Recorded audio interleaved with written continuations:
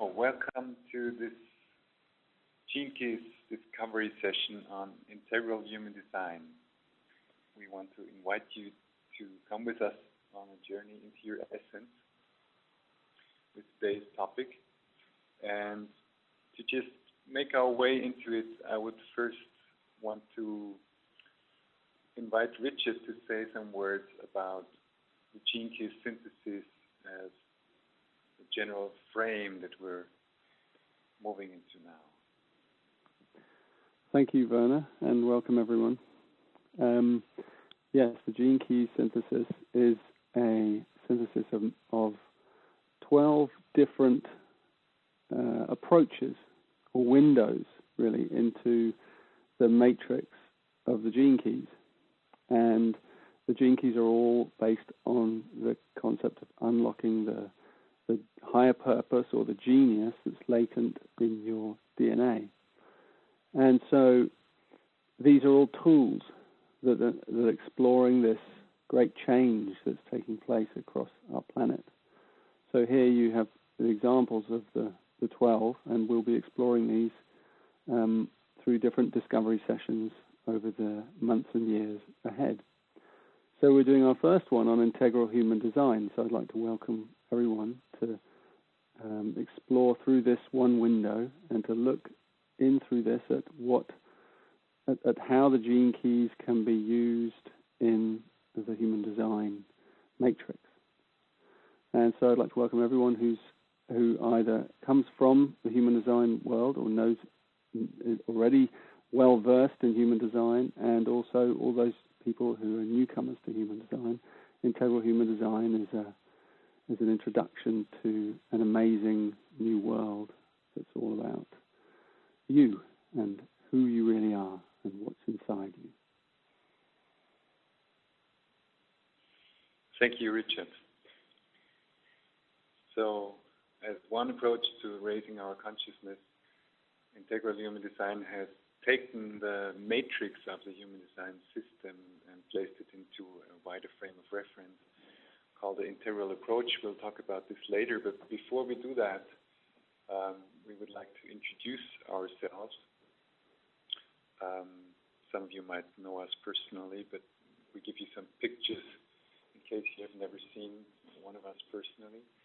My name is Werner Pitzal, and I have a long history with Richard on this journey together, exploring these realms of consciousness and the human design approach and many more things.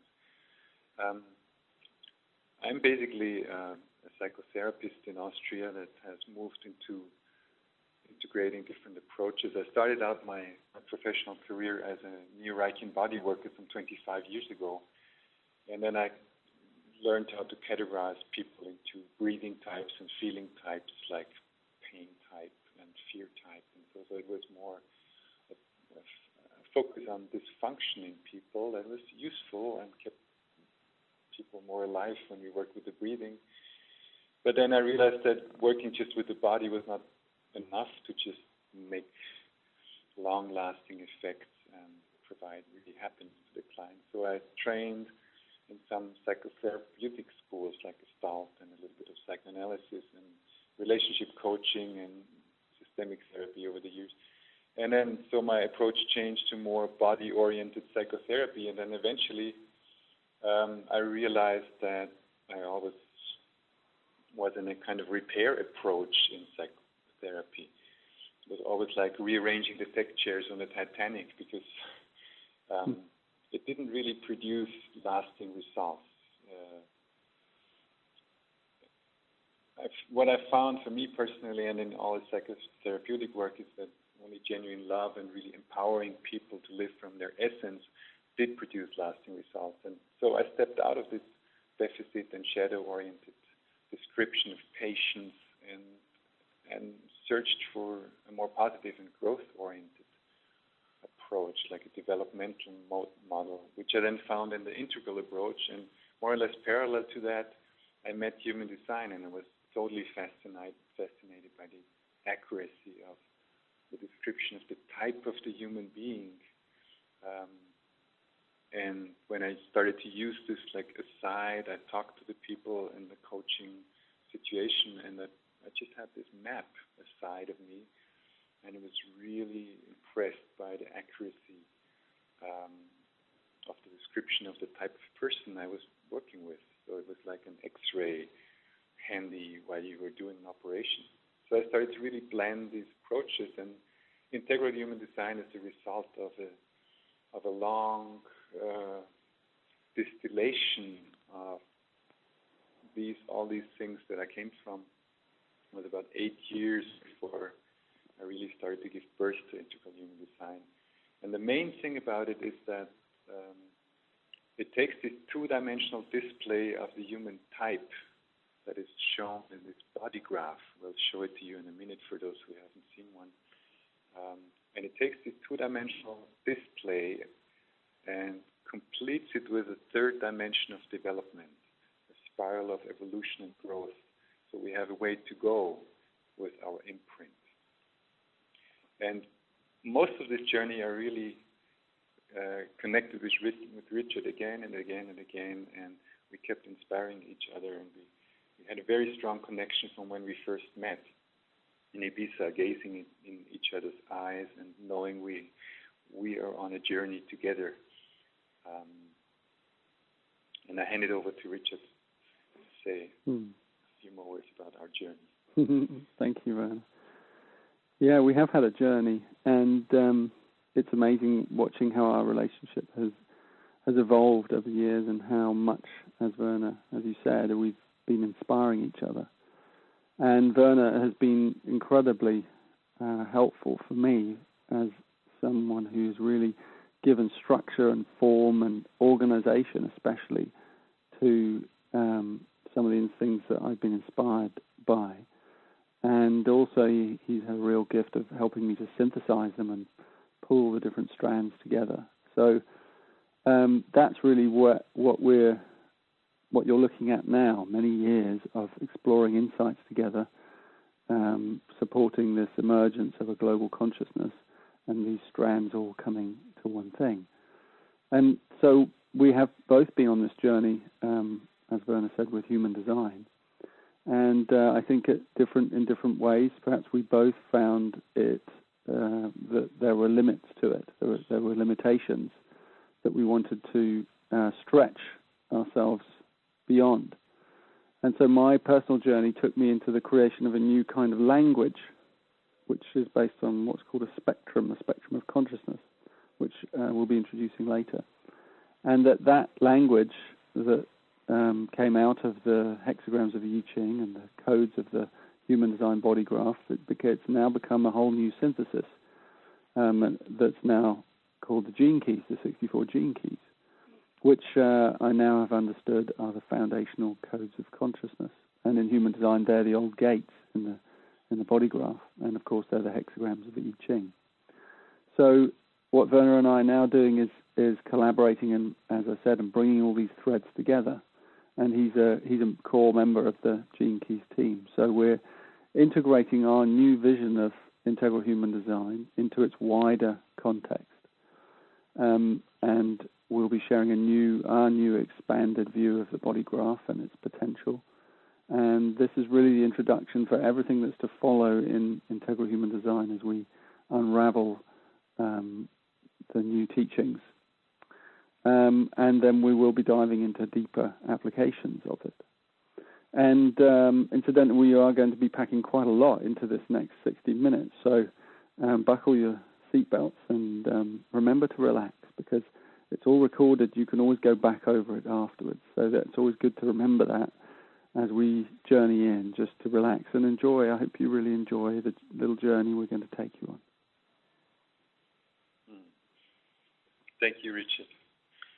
So, seatbelt fastened. I'll give you some little definitions or keynotes about what we're talking about here. It's really a big, very comprehensive map we are laying out in front of you.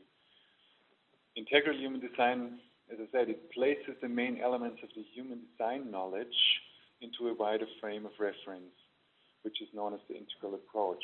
The human design knowledge is the description of how to place these 64 codes of consciousness, how to make an individual image of a person, in the form of a body graph. So it's a map of your imprint. And this we place into a wider frame of reference, the integral approach, which by its nature sees people as not fixed, but being able to adapt to the environment and learn and grow and construct new and more complex levels of themselves and of cooperation and of community. So in this sense, integral human design combines the depth of mapping your inborn potentials, which is the code that describes your uniqueness, with an image of humanity where we have the choice and responsibility to co-create our own evolution and to grow from this code to higher and wider dimensions of being. And in terms of the image of humanity that we use and the way we relate to people, integral human design, as part of the gene key synthesis, is an open platform to support conscious development and to support the great change on the planet, to really give us another comprehensive map to see where we're going. And here within the gene key synthesis, we have offerings for you that are an invitation to embark on a journey to your essence, to really grasp who you are in your essence, and to go on this process of self-discovery where you are the prime architect of your own evolution, where you take this responsibility and make the best out of the code you're given. So what is the key feature of integral human design? It's this body graph. It's this map that is actually a visual map of human potentials.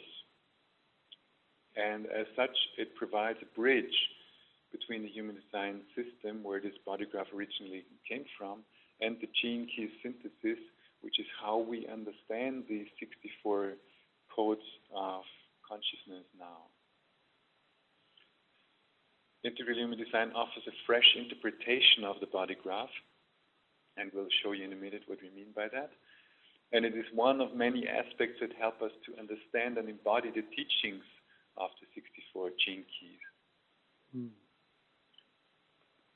Yeah, I'll just say there that the gene keys really are about this word embodiment, that they're not just an understanding system or a knowledge system. They're actually a living high-frequency field, a quantum field, and that field is generated by the community who immerse themselves and imbibe them into our DNA. And what they really do is they change you by working with you, and we'll show you how this works, but they change you by raising the frequency of your DNA. And therefore, what they're doing is activating your awakening and your genius. And that's really what we call the higher purpose, your higher purpose, that everyone comes to the world with this higher purpose inside them. And integral human design is another way of going into this living field, this amazing, exciting energy field that we all are part of. Yeah, it's all about the embodiment. Thank you, Richard. We together, we create this living quantum field, and each and every one of us is an element of this quantum field. And in this sense, we want to use the body graph as a map that helps you to really bring the gene keys into your body. See them, how they function in your body. Integral human design integrates all the 64 gene keys into this biological display that symbolizes your body, and it's called the body graph, to help the embodiment of these high-frequency codes. And it gives us some structure, some orientation through the richness of the 64 gene keys in placing each of the gene keys into one of 9 centers that you see on this image, like gene keys that are related to expression, to identity, to impulse, to emotion, whatever. There are 9 centers that are groupings of gene keys that have a common theme in how they function. And when you look at an individualized body graph, which is what you see on this image, this map then shows you the precise imprinting of the gene keys that define your individuality as part of the living quantum field that we form together. These are your potentials. This is a map of the potentials that you can contribute to this quantum field. And to go into more precision with these potentials, you can also see in these maps gene keys that are paired up to form channels, like they give each other a hand. So in these channels of imprinting, they're your specializations. That's what's especially easy for you to be focused on, and that in the course of the development, then you also will see that these are the themes, your specializations are the themes that at the end you have to let go of to really merge with the totality. But as an understanding of your individuality, your specializations are a great help to make your way towards the essence.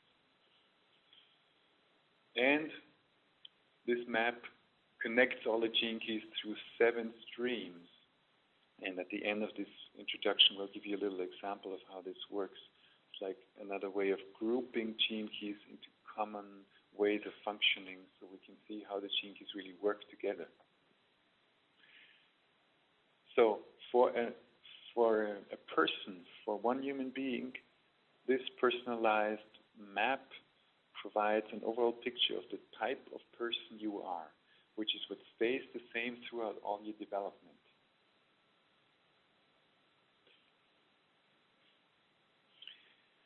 And this type of person you are, this map that we can draw from the matrix of the human design system, we have placed this into the perspective of the integral approach in spiral dynamics, which are basically an emerging worldview, really 21st century way of looking at the world.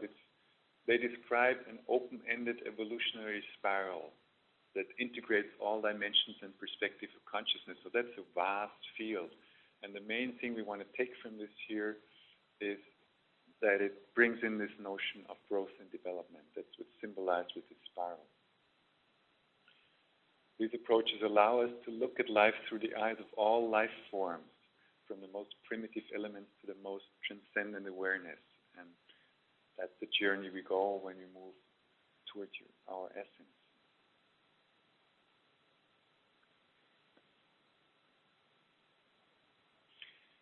So to make this connection between the innate code and the imprint that you bring and that's symbolized in the human design body graph and this integral approach, I'll just give you a brief overview of the integral approach. It uses, to describe the dimensions of human being, it uses 5 different perspectives to apprehend how single experiences and theories and systems fit together in an overall picture.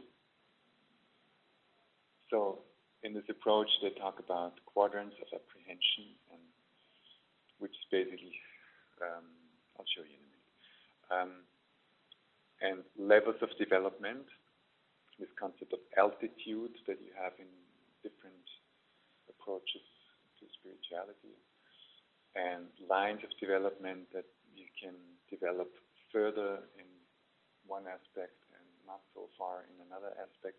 That's human, that's natural, and that's related to your talent. Some things are more easy for you. And then there are types of human beings, and that's the link to the human design matrix.